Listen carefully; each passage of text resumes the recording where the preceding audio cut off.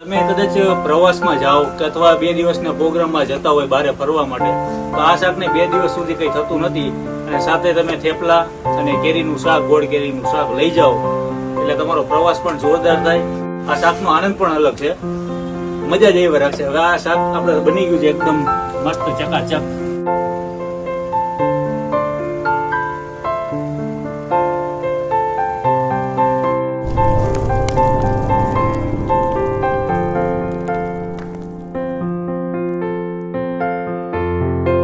જય માતાજી, જય Mogal. Welcome back to my channel Raj Gohil blogs. ઘરની રસોઈમાં સ્વાગત છે તમારું. આજે હું બનાવવાનો છું, મને એક ઈચ્છા થઈ ગઈ કે ઉનાળા સ્પેશિયલ જે સિઝનમાં શાક ખવાતું હોય છે, મને જે ભાવતું શાક એવું છે ગોળ કેરીનું શાક. અને મારું ફેવરિટ હોય ને તો આ કેરીનું શાક. જે નાની નાની કેરીઓ હોય ને એને આપણે પહેલાં કટિંગ કરી લીધી છે અને ઉપરથી જે ગોળ નાખીને એ શાક બન્યું હોય ખતરનાક, એટલે મોજ જ આવે. મારા મમ્મી જ્યારે હું નાનો હતો ને ત્યારે બહુ બનાવતા, એટલે મને પહેલેથી જ આ કેરીનું શાક સિઝન આવે ને ત્યારે કેરીનું શાક ખાવાની મજા આવે. અને રોટલી સાથે ખાતું હોય આનંદ જ કંઈક અલગ છે. સાદી અને સિમ્પલ જે વાનગી છે બનાવવાની રીત આની એ છે કે સાદીને સોબર, બાકી બનશે એટલે ખતરનાક. આમાં મરચું, ધાણા જીરું, હળદર, મીઠું, રાઈ અને ગોળ એટલી જ વસ્તુ ખાલી પડશે. તો આજે આપણે કેરીના શાકની પ્રોસેસ કરીએ, કઈ રીતના બને છે આજ તમને બતાવું.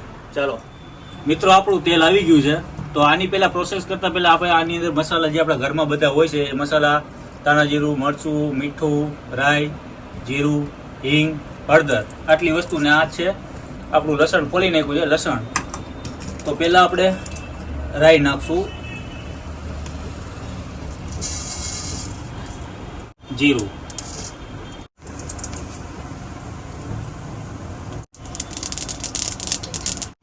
હવે મિત્રો આની અંદર હિંગ, પછી આપણે નાખશું આપણી કેરી જે કટિંગ કરી છે, કટિંગ પણ આપણે કરીને આની અંદર કેરી નાખી દેવાની છે.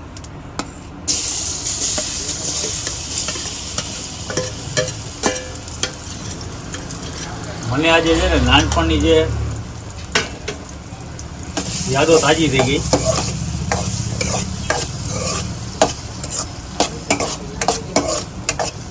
આને પેલા મસ્ત એક મિક્સ કરીને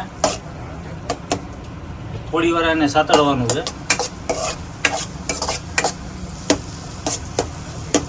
આ સતળાઈ જાય પછી એની ઉપર પેલા થોડું ધાણા જીરું, થોડી હળદર, 1 ચમચી હળદર, પછી 1 ચમચી મરચું, પછી આપણે થોડુંક અંદર સ્વાદ અનુસાર મીઠું, બધા મસાલા એડ કરીને આને મિક્સ કરી દેવાનું.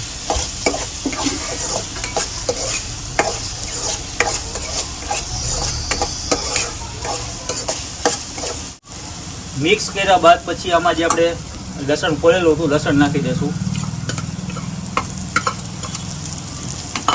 ફરી પાછું આપણે આને મિક્સ કરી દઈએ.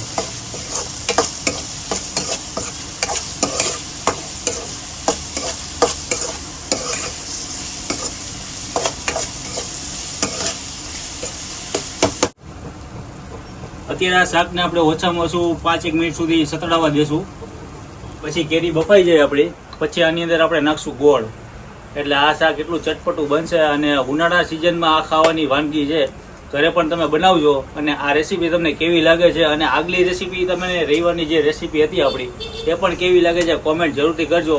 અને નેક્સ્ટ રેસીપી આપણે કઈ બનાવવા છે, ઘણા બધાની કોમેન્ટ છે રાજભાઈ મસાલા ઢોસા બનાવો, પણ ટ્રાય કરશું બનાવવાની. પણ બીજી કંઈક અલગ રેસીપી હોય તો મને જરૂરથી શેર કરતા રહેજો. બાકી તો ઘણી બધી અલગ રેસીપીને તો તૂટા નથી, એટલી બધી રેસીપી છે.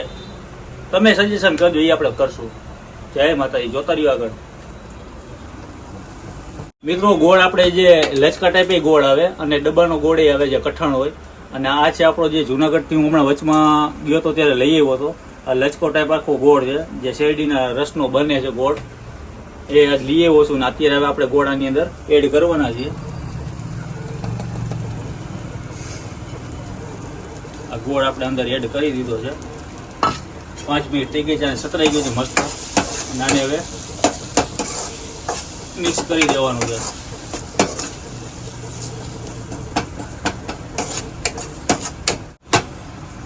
મિત્રો ગોળ ઓગળી જાય ને ત્યાં સુધી આને સતડાવા દેવાનું છે.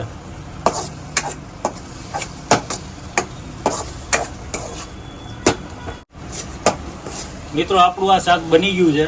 અને આ શાકના બીજા બેનિફિટ શું છે ખબર છે? કે તમે કદાચ પ્રવાસમાં જાઓ કે અથવા 2 દિવસના પ્રોગ્રામમાં જતા હોય બહાર ફરવા માટે, તો આ શાકને 2 દિવસ સુધી કંઈ થતું નથી. અને સાથે તમે થેપલા અને કેરીનું શાક, ગોળ કેરીનું શાક લઈ જાઓ એટલે તમારો પ્રવાસ પણ જોરદાર થાય. આ શાકનો આનંદ પણ અલગ છે, મજા જ એવી રાખશે. હવે આ શાક આપણે બની ગયું છે એકદમ મસ્ત ચકાચક. આની ઉપર ધાણા ભાજીનો શણગાર કરીને આપણું આ શાક ઓલરેડી તૈયાર. તો આવી જ અવનવી રેસીપી જોવા માટે આપણા વિડીયો જોતા રહેજો. ઘરની રસોઈ કેવી લાગે છે કોમેન્ટ જરૂરથી કરજો. તો હવે આપણે એનું ટેસ્ટિંગ કરશું અને મોજ કરશું. ચાલો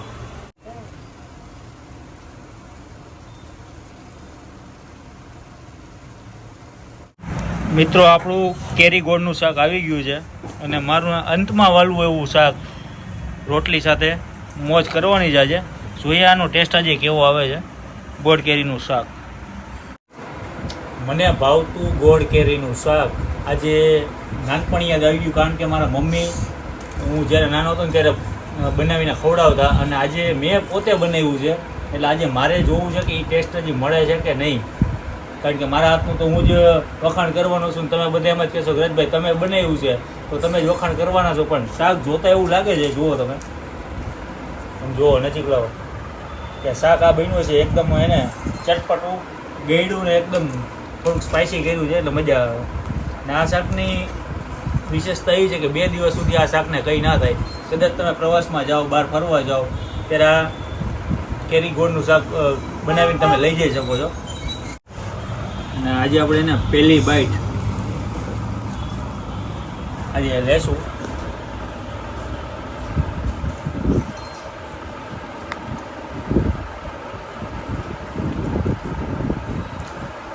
ખરેખર મિત્રો, ઘરે તમે આ ટ્રાય કરજો. ઘણા બધા બનાવતા હશે, પણ આજે મને એવું થયું કે કંઈક તમારા માટે કંઈક નવું લઈ આવીએ. ઉનાળામાં વધારે પડતા કેરીની સિઝન આવી ગઈ છે, તો કાચી કેરીનું શાક તમે ઘરે બનાવી નાખજો. ગોળ કેરીનું શાક કોણે કોણે બનાવ્યું છે, કોણે કોણે વિડીયો જોઈને બનાવ્યું છે, કોમેન્ટ જરૂરથી કરજો. બાકી યાદ તો આજે છે ને આખું જે આપણે કઢાઈ આખી ખાલી કરી નાખવી છે. કારણ કે મારું અતિ પ્રિય હોય ને તો આ ગોળ કેરીનું શાક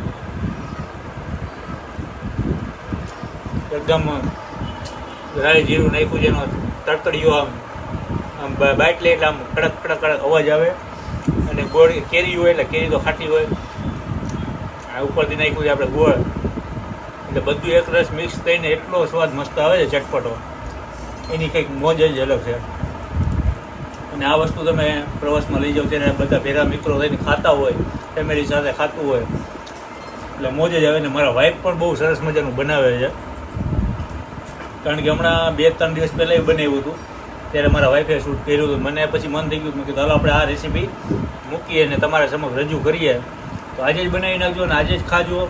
અને કોમેન્ટ જરૂરથી કરજો કે રાજભાઈ આજે અમે ઘરે બનાવ્યું હતું, બહુ મસ્ત બન્યું છે. સાથે ઠંડી ઠંડી છાશ. તો આજનો વિડીયો અહીંયા પૂરો કરી. તમને આપણી રેસીપી કેવી લાગે છે કોમેન્ટ જરૂરથી કરજો. ત્યાં સુધી જય માતાજી, જય મોગલ, જય શ્રી કૃષ્ણ, જય દ્વારકાધીશ. Bye bye.